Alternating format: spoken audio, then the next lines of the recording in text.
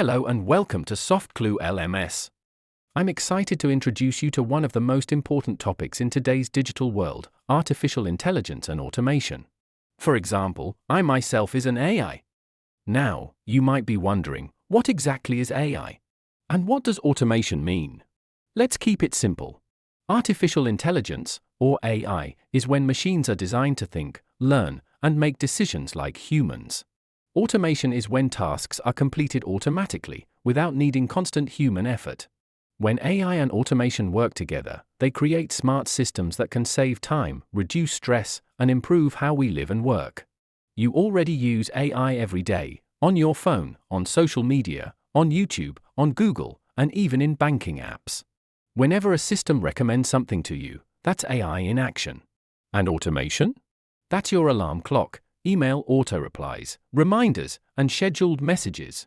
Businesses use AI and automation to make better decisions, improve customer service, and work faster. Students use it to learn better. Creators use it to create faster. And now, you will learn how to use it too.